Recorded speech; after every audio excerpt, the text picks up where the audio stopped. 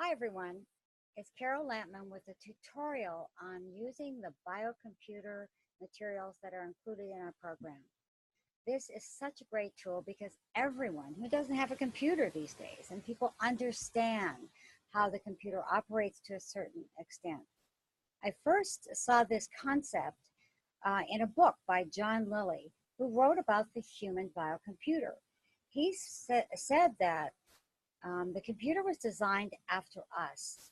It operated in the same way, and it memorized and held things in its memory banks in the same way we did. This is how the computer was created, out of an understanding of how we operate.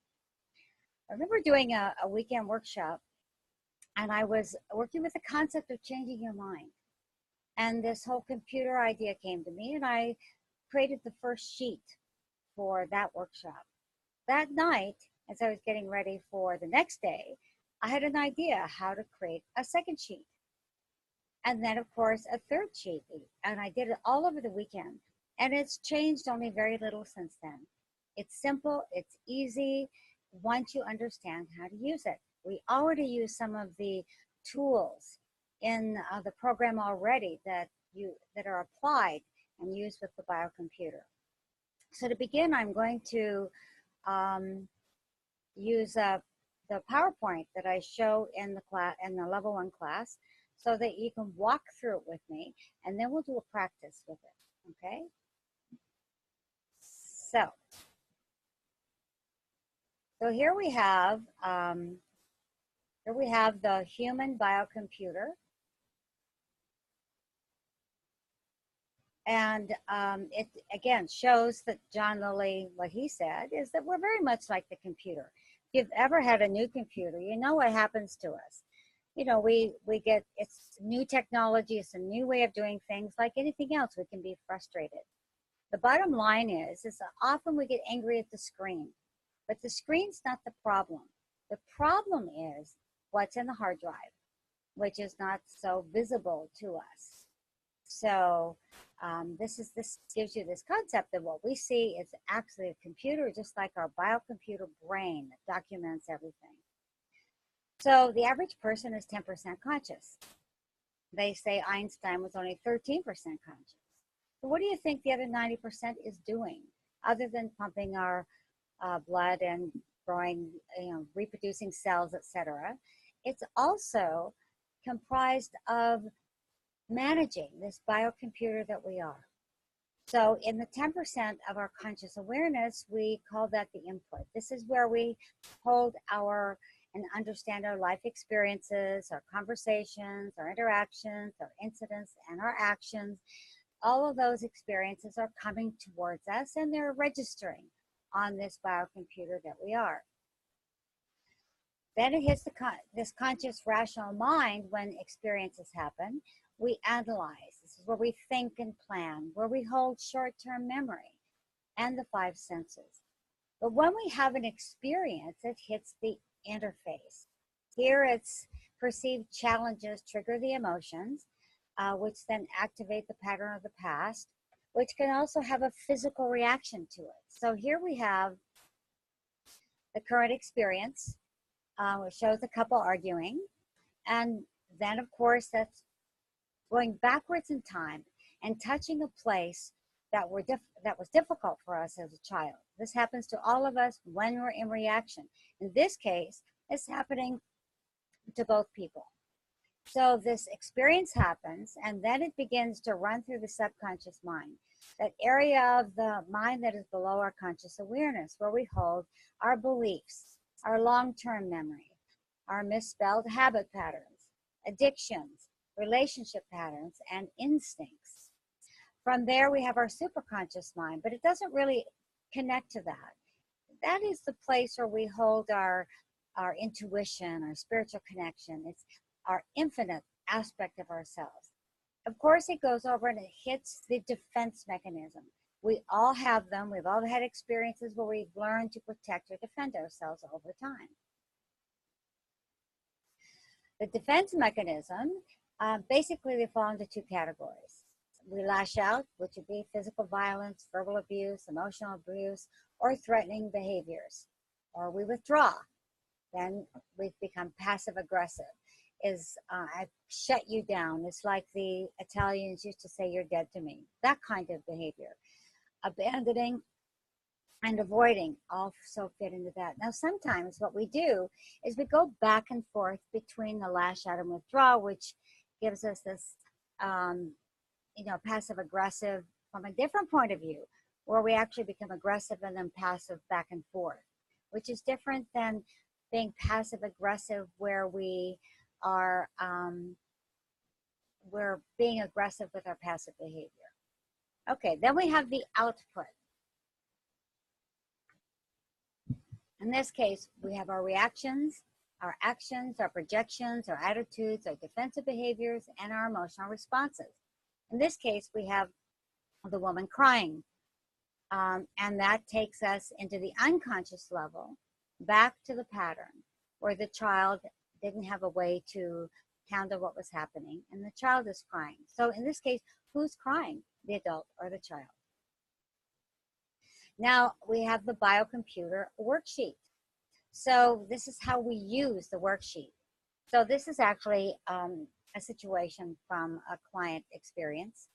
And the situation was an argument with his wife about the way she spends money. And he felt anger and fear in his belly. And I'm thinking that if she's not hearing me and my concerns about our financial future. So what we do is we take a few minutes to go back into our memory and review the situation that was upsetting, gathering as much detail as possible, remembering who was there and what was happening, what emotions are present: fear, anger, sadness, guilt, or shame. And we have other words for those things, but we want to go for the core emotions whenever possible, although people sometimes use the word hurt, which is a combination of feelings, and that's fine. Then where do we feel the emotions in the body? Then we notice the thoughts we're having about ourselves or the others involved. The conscious mind says, I'm not loved, I'm not heard, I'm not important. Okay? Here we use the linking technique to gather additional data. So we bridge back to a time it was the origin of our reaction. We do this 2, 3, maybe even 4 times in order to gather the data regarding the coex involved. You watch for changes in thoughts as well as emotions as the process continues. An example is that the fear of the child also often turns into the anger of the adult. So then we look at the defense system, how we defended ourselves, and noticing how it builds itself over time. The outcome. So we review the outcome of the current situation, and then we compare and evaluate the similarities based on the data gathered during the linking technique.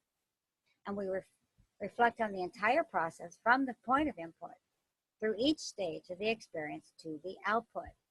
And then we notice what was in our conscious awareness and what was unconscious at the time, realizing that we may now have insight that we didn't have before, and awareness without anything else also begins the process of healing.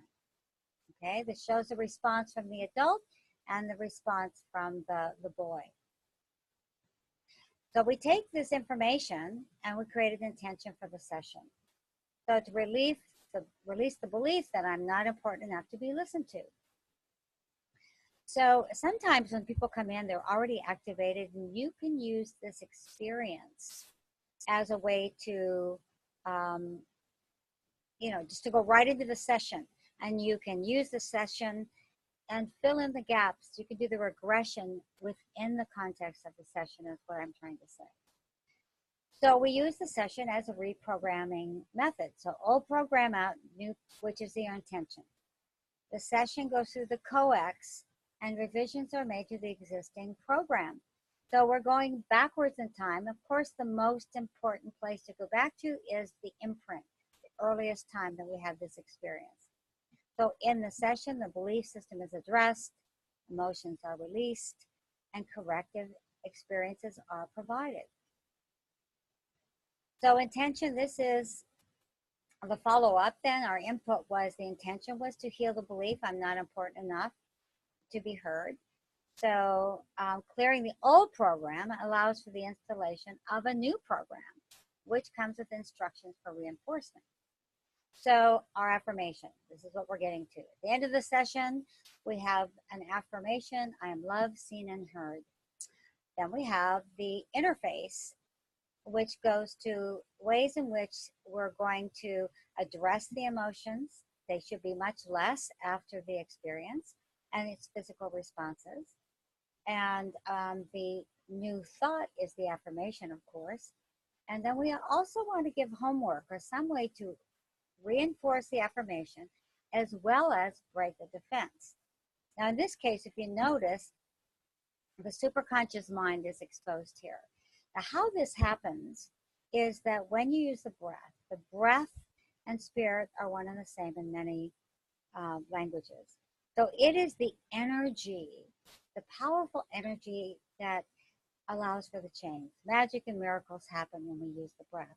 But it's energetic, and when the clearing goes through and our intention, the universe is put on alert when we create an intention, and then we let go and let the breath take over.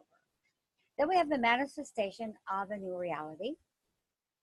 It's good to have, even to help the person create an image of what the new reality will be.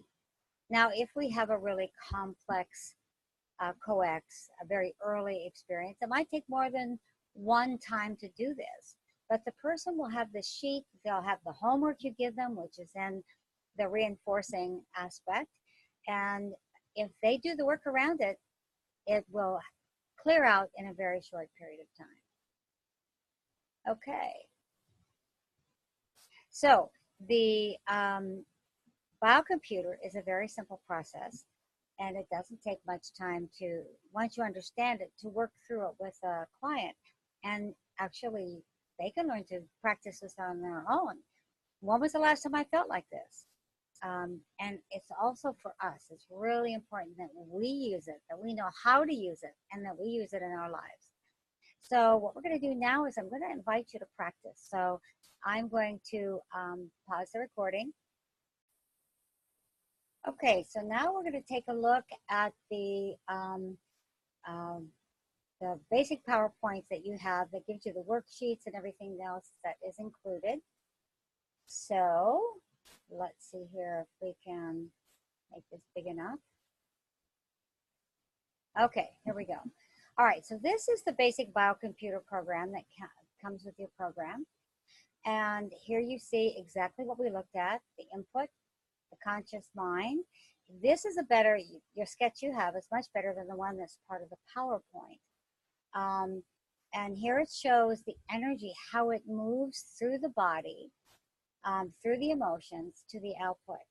You can see here that the superconscious mind is only a dotted line.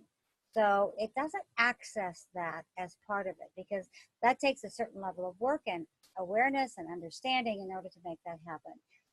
Here we have the defense mechanism with lash out, with withdraw, and numbing out and denial also fit into that category. Okay.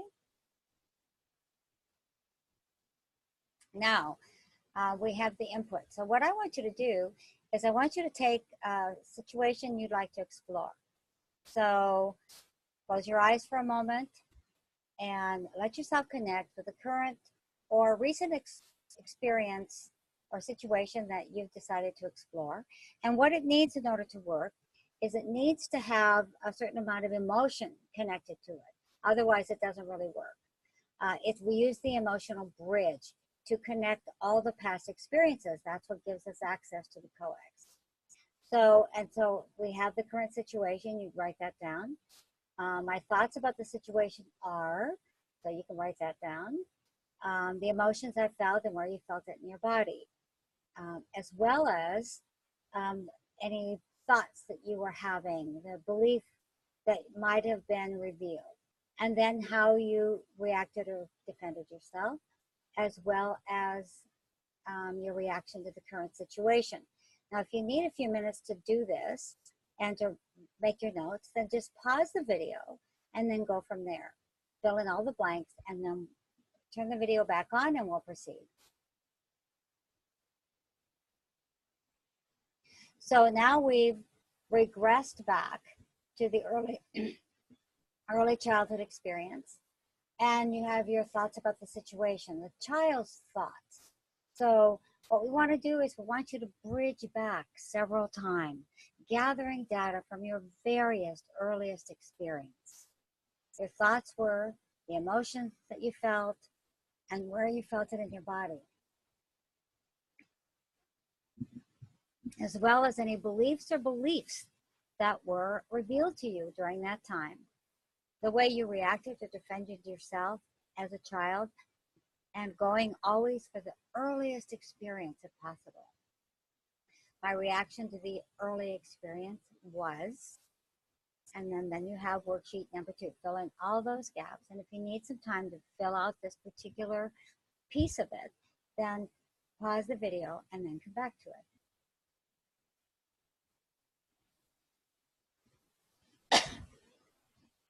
Now, to use this in a session, it would be good if you'd had a session around this or do a session with yourself, and you have your intention, which would have been to heal the belief, change your defense system. These are the ways you can use the early experience in some way, shape, or form.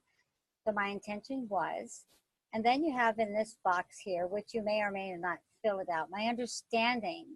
This is where you reflect on your understanding of the situation, where you, in your session, you might have let go of the victim, you gave up the blame and shame, you took back your power, you released emotion. Then you have your affirmation. So in the conscious part, this is what happens in your session, although we have access to a deeper level of consciousness, and you're going to have more information than you would have than if you just sat and thought about it. Then we have the homework, how to reinforce the affirmation, both emotional and physical, as is most appropriate. And then you have the way that you might enlist divine consciousness to come up with an even stronger way to reprogram the subconscious mind. So what does that look like? You repeat your affirmation, any other kind of homework that you give them, in order to really understand more completely what took place. So are you going to repeat your affirmation daily? Are you going to, how are you going to use this information to really reprogram the subconscious mind? And of course, anytime we work with the breath, we're enlisting divine consciousness as part of it. So that's the fastest way to reprogram the subconscious, is to bring in that spiritual connection. Then, of course, information about how we're going to break the defense system. This might take some work for some people. What we want to do is respond, not react. Realizing that some things that happen are really not your fault, but your reaction is yours. And that's what's really important. So your brain, how are you going to break the defense? Maybe you have to step back for a period of time. And then you can create the manifestation of a new reality. And then how are you going to bring that to life? Are you going to use your imagination? There's lots of ways that you can help the person affect a more rapid change. Guided imagery, the words, a symbol, music, a song that they like, all of that, if it's repeated a few times, then of course it will take root much faster. They do it once and don't go back to it, it's going to repeat itself again. The pattern will. However, it won't be as deep. But if you are conscious, aware, and diligent about following through, you will find that it will disappear in a matter of moments, and you'll be having a completely new experience in life. The things I used to react to that I no longer do, it's amazing. And of course, are always tested. So we think we have something handled, it will come back again one last time to visit us to see if we do. And if we don't, of course, we can do this one more time. And until suddenly we realize, I used to react to that, I don't any longer. Now I can step back. I could decide on the way to respond to this that serves the highest good of everybody involved in whatever interaction there is. Okay, so now we're back to ourselves. I hope you use this not only for yourself, but with your clients. and it can go very well with the linking technique, which you will also get a recording of, how so that it will help you to do the bridge back on your own when you're by yourself. Then, of course, once you can do it for yourself, you can do it for anyone. My teacher used to say that we're all a work in progress, and what we need to on will walk in the door, and it's so true. Even the way we partner up when we're doing sessions is extraordinary, how we will connect with someone with the same issues that we have. So this particular process, the linking technique and the whole concept of the biocomputer is something that has really made a difference in my life. And I continue to use it. Whenever I'm in reaction, I need to look at what that's about for me. I need to look at that every single time it happens. Okay, so keep breathing, keep peeling away the layers, and the results will be something quite extraordinary.